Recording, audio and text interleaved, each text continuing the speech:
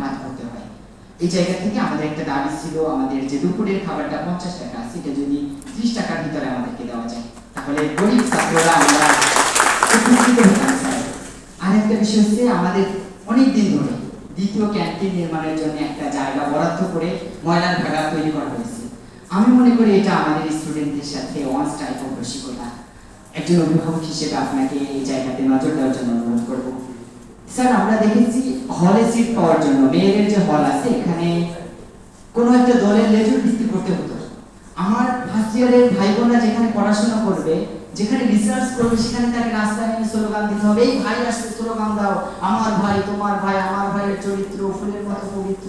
সে মদ গাঁজা খাইতেছে, পেশাবাজি করতেছে, মেয়েদেরকে জায়গায় যাইতেছে, তার চরিত্র ফুলের মতো পবিত্র। স্লোগান দেওয়া হচ্ছে আমাদের ভাই বোনদের দিয়ে। আমি অনুরোধ করব, আপনি যতদিন থাকবেন আমাদের ক্যাম্পাসটাকে স্যার এইভাবে করতে দিন না স্যার।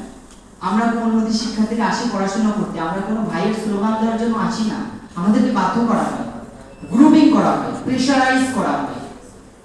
আমি আপনাকে অনুরোধ করবো, আপনি একজন অভিজ্ঞ মানুষ, জায়গাটা অনুরোধ খেয়াল রাখবেন স্যার।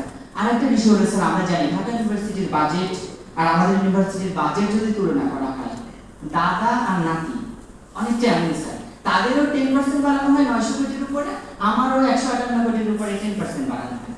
মানে বাড়ানোর দিকটা সমান, কিন্তু টোটাল অ্যামাউন্ট করলে স্যার এটা আসলে খুবই ভালো। আমরা খেতে পারি না, আমরা একটা কালচারাল প্রোগ্রাম করতে পারি না, আমাদের কিছু বললেই বলা হয় টাকা নাই। আমি অনুরোধ করবো স্যার, ইউজিসিতে একটু কষ্ট করে বার্গেনিং করে বলেন আমাকে টাকা দিতে হবে, আমার ছেলেরা না খেয়ে আছে, আমার ছেলেরা থাকতে পারছে না, আমার ছেলে মেয়েরা কি খাবে, মারা যাবে, তাহলে আপনি 20 কিনে দেন, আমার ছেলে মেয়ে খেয়ে মারা যাবে না, হয় খাইতে টাকা দেন। একটু যদি বার্গেনিং করেন আমাদের জন্য, আশা করি আপনাকে আমরা অভিভাবক হিসেবে পাবো, সারা জীবন জগন্নাথ বিশ্ববিদ্যালয়ে আপনাকে স্মরণ রাখবে, এবং আল্লাহ তাআলা অবশ্যই আপনার এই কৃতকর্মের জন্য আমাদের একমাত্র লক্ষ্য আল্লাহ সন্তুষ্টি অর্জন করা, এবং আমাদের সর্বোচ্চ আল্লাহর কাছ থেকে প্রাপ্য। আশা করি আপনার সামনের দিনগুলো সুন্দর হবে। ধন্যবাদ। ধন্যবাদ রিয়াজুল। অনেক